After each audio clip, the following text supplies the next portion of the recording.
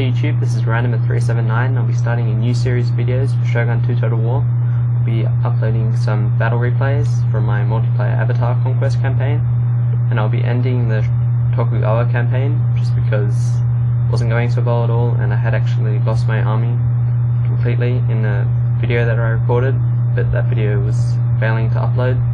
I actually explained the end of my campaign there, but it wasn't working, so I won't be able to upload it, but I'll just end my campaign here. I'll tell you.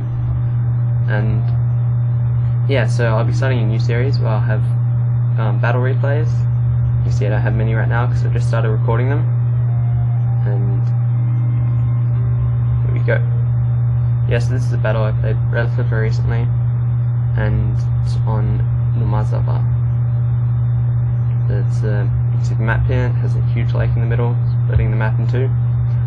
And I really liked what Creative Assembly has done with the whole online aspect of the game. They've really improved it hugely, and it's actually, yeah, I think the online aspect of the game is one of the main attractions now, because I mean, there's a whole ranking system, there's a whole upgrade system, there's a whole customizability, and it's really well done by Creative Assembly, and it's actually a lot of fun as well.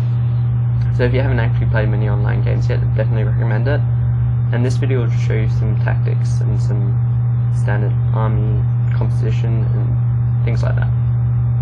And I'll be trying to give tips not only just to newer players, but also to more experienced players, because you can always learn new things, and hopefully it'll be entertaining as well. Yep, so you can see here in the replay, and I have 2 units of Yari Cavalry with no upgrades. I have my General's Avatar, Random379, very inventive. I have, I think, 4 units with Katana Samurai, 2 of them with some upgrades, and then 2 units of Yari Samurai, both veteran units, and then I think 4 units of archers with 2 Bow Ashigaru and 2 Bow Samurai, one of them having 1 chevron. And you can see my opponent here, he has 1 unit of, I think 2 units of Yari Samurai, I think one of them you can't see. 1, 2, 3, 4, 5, 6. 6 units of Katana Samurai, and then also 1 is General's Bodyguard. So you can see it's a bit of overkill here. He has huge amounts of Katana Samurai, and it's basically a spam. Or he also has 1 Nodachi Samurai unit. You can see here the rest of his units. Yeah, he has I think 9 Katana Samurai in total and 2 Yari Samurai. So you can see on this map, you can see there are the key buildings are on for this game. I actually don't like them that much. They do stop camping, but yeah, I think they're a bit of a novelty factor. But it's nice to see new things that Creative Assembly is doing. So you can see here, this is morale, I think. This is arm and melee defense, and that's for melee attack and charge. So you can see we're both moving up our forces. I'm running up my guys, and he's going to come up into this hill. He's going to move forward. And here I'm thinking, well, I have to try and not fight him straight head on, let him charge all his units in, because he obviously has a strong melee advantage. So I'm going to have to try and utilize my archers, and you see I have a balanced army and has basically a katana spam army, and there's nothing wrong with that, honestly. It's better to have lots of varied armies, like, when I mean varied armies, lots of different types of armies on the internet, when playing online, that's what I mean. So you can see he has basically all Katana Samurai.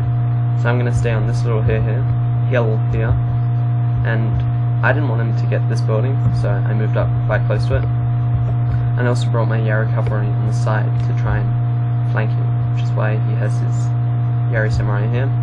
But he didn't bring this unit over to the other side, but if he had, I would also just been able to run my Yari Cav onto this side and then charge down.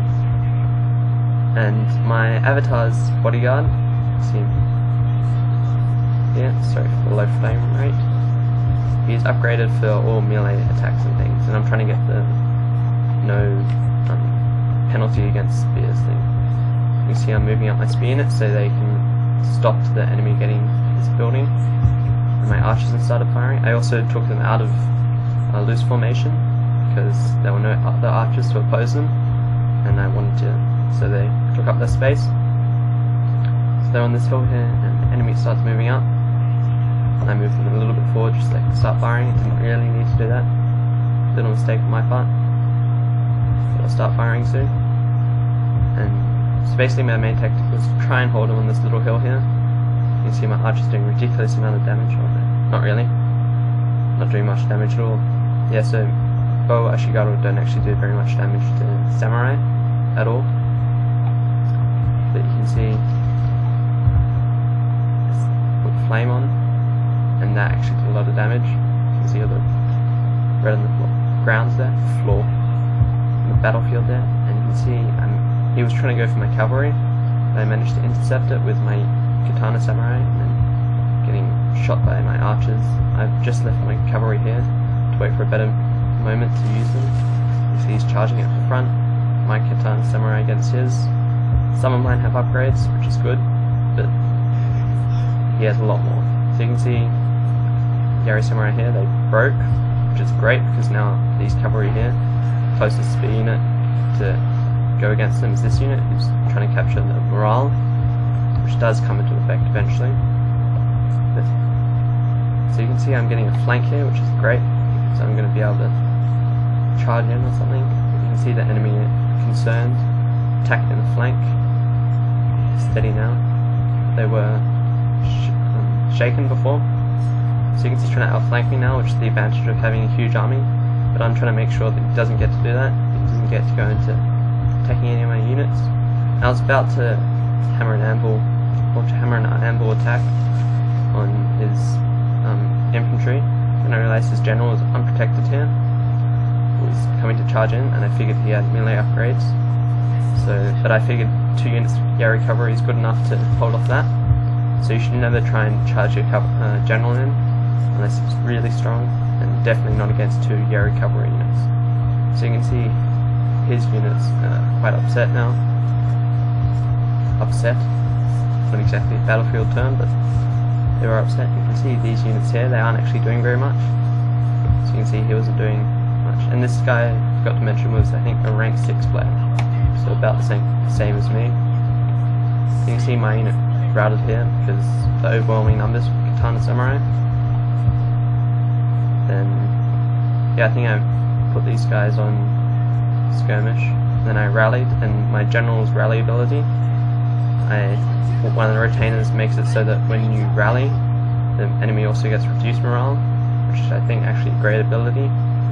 It's like a double-edged sword, or not really, opposite of a double-edged sword. It hurts your opponent and helps you at the same time. So you can see katana samurai here. I charged them with my general. It's heavily upgraded, and so they didn't want to stay in a conflict too long. And then I figured I'd charge into his general. I think this might be close to the time where I kill this general. And when that happens, so you can see this unit here, didn't even manage them at all. He just left them there, forgot about them, which is not very good at all. But you can see he doesn't even have it yet, so he's still not even using this Yari samurai unit just to get the tower. Like, it hasn't even come to effect yet. And yeah, so you can see this bow Ashigaru unit routed the katana samurai. I thought it was rather funny. And you can see my units managed to hold off the katana samurai. So I'm not sure if this guy uses this tactic all the time, or if he was just trying to do it to get some experience in katana cavalry. Not katana cavalry, katana samurai. And yeah, but I wouldn't recommend using pure, not spam armies, but pure like armies of one type of unit, because they don't have the variety to combat any of the opponent's units. So you can see here, he managed to get the morale tower, but most of the troops are already gone, so it wasn't going to do that much. I'm going to charge into this unit whilst this Yari is still over there. And he actually forgot about this unit as well. I think it came back from routing, but I started shooting at it with my archers here. See, shooting there. Shoot. great job. So you can see they're going to get whittled down there. And you can see I actually started focus firing with my other 3 archer units on his Yari Samurai who were coming up, just to make them upset in a way. Again, upset's the wrong way. And I blocked off my cavalry from being attacked by his Yari Samurai with my other unit, just so they wouldn't get the bonus against them. And so it was like a shield effect there. And basically, this is the advantage of having the varied army. Basically, you can shield units against units that are not very strong against, then you can use them against the units that they're strong against. So I had to use my cavalry very well in this battle, because they were the main unit which would help me in this battle, because the enemy had many katana samurai. And so, yeah, that was the end of the battle there. And he resigned, and that was it. And yeah, it was actually quite a good battle. I managed to go quite well in that battle.